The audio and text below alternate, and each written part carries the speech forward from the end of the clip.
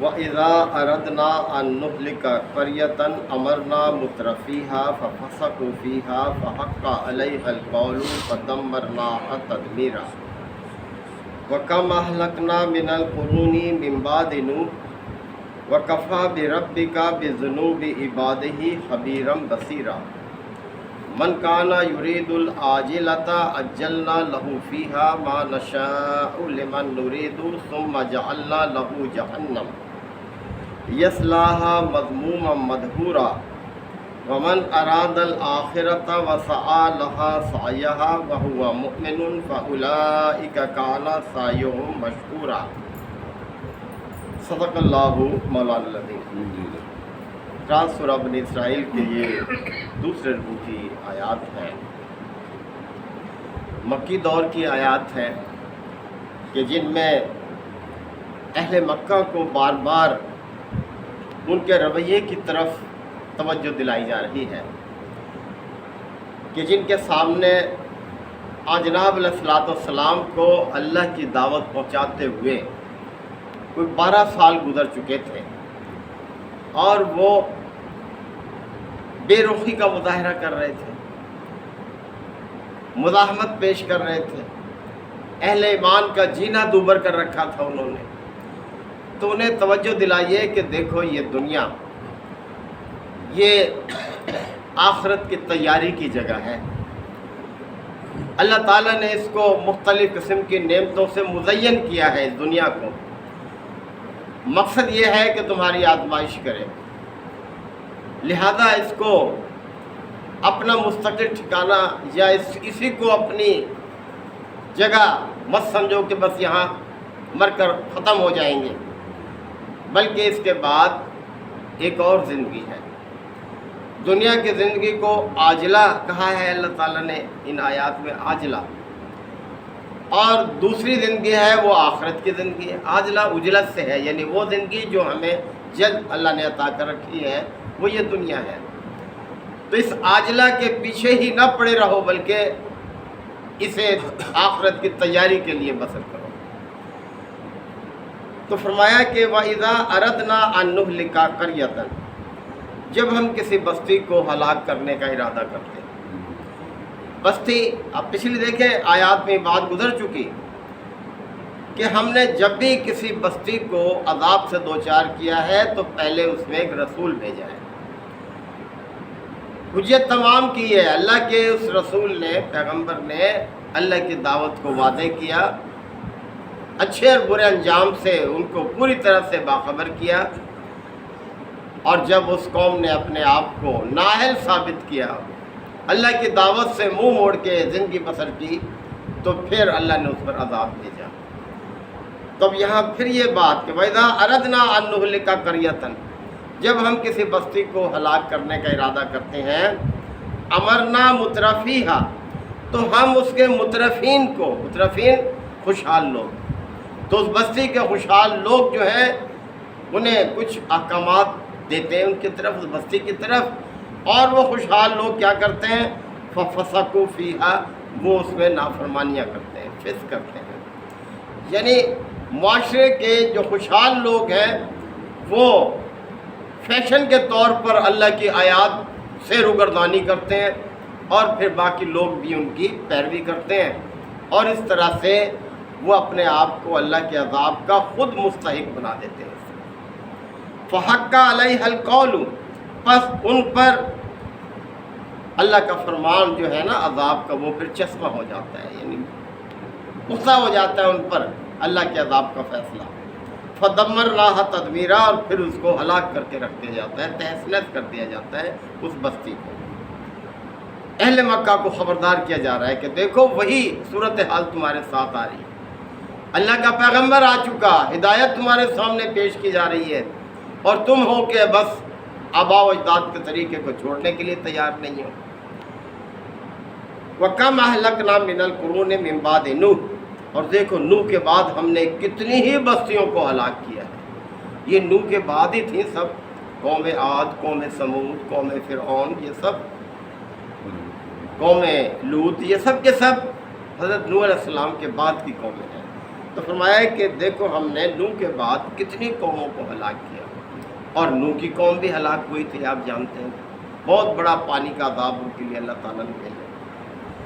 وَكَفَىٰ بِرَبِّكَ بِذُنُوبِ عِبَادِهِ خَبِيرًا بَصِيرًا، اور تمہارا رب کافی ہے اپنے بندوں کے گناہوں سے باخبر رہنے کے لیے، اور انہیں دیکھ رہا ہے، وہ نگاہ رکھے ہوئے ہے ہر شخص کے رویے پر، اس کے عمل پر اللہ کی نگاہ۔ من کانا یرید العاجلۃ، اب دیکھیں اس طرف بات کی، عاجلہ یعنی دنیا کی زندگی، جو عاجلہ کا طلبگار ہوتا ہے یعنی دنیا کی زندگی کا طلبگار ہوتا ہے، عجلنا لہ فیہا ما نشاء، تو ہم یہیں اسے دے دیتے ہیں۔ جو اسی دنیا کا طلبگار ہوتا ہے تو پھر ہم اسے اسی دنیا میں دے دیتے ہیں، لمن نرید، جس کو ہم چاہیں، ثم جعلنا لہ جہنم، پھر اس کا ٹھکانہ جہنم ہے۔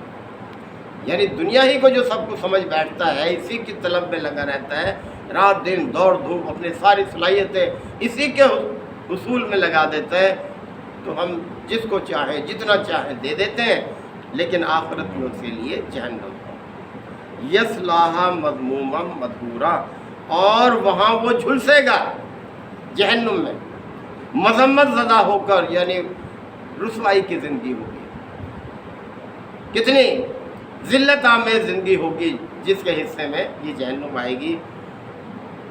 ومن اراد الآخرۃ، اور جو آخرت کا طلبگار ہوتا ہے، دنیا کی زندگی آخرت کی تیاری کے لیے جو بسر کرتا ہے، وسعی لہا سعیہا، اور اس کے لیے ایسی کوشش کرتا ہے جیسی کرنی چاہیے۔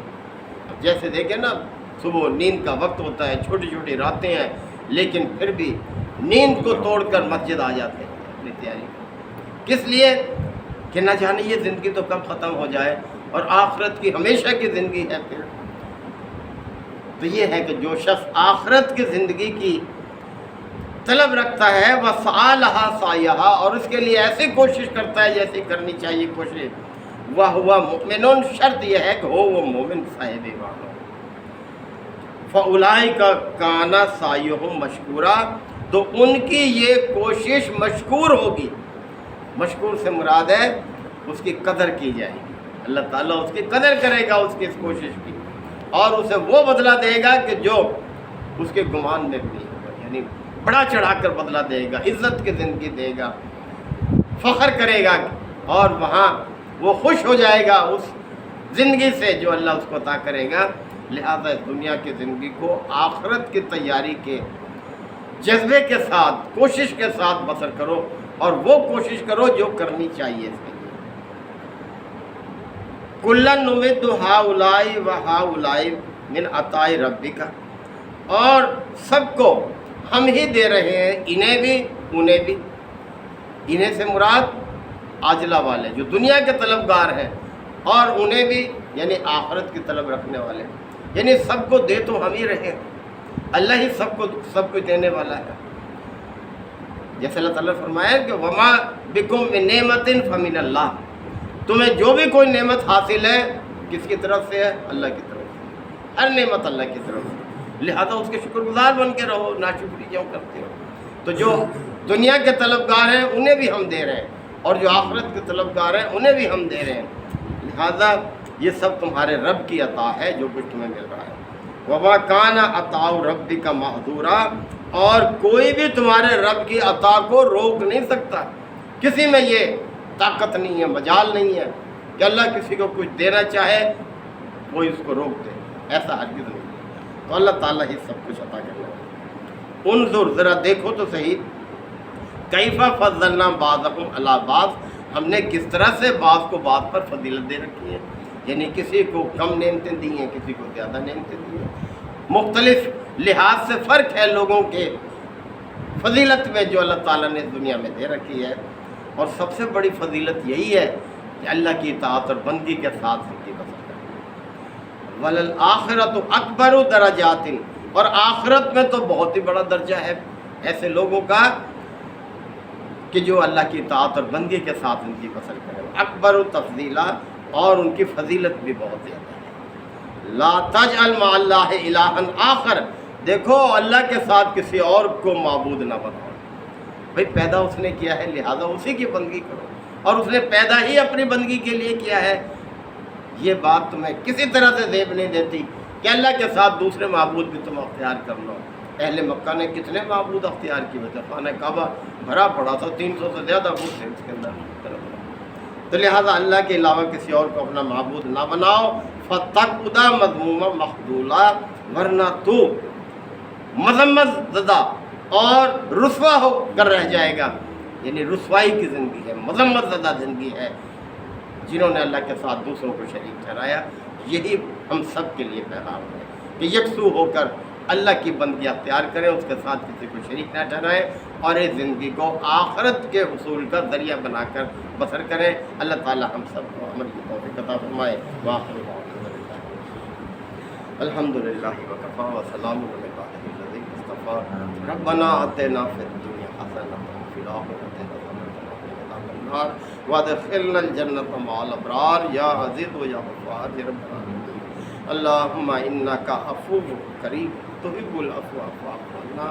اللہم من احییتہ منا فاحیہ علی الاسلام ومن توفیتہ منا فتوفہ علی الایمان.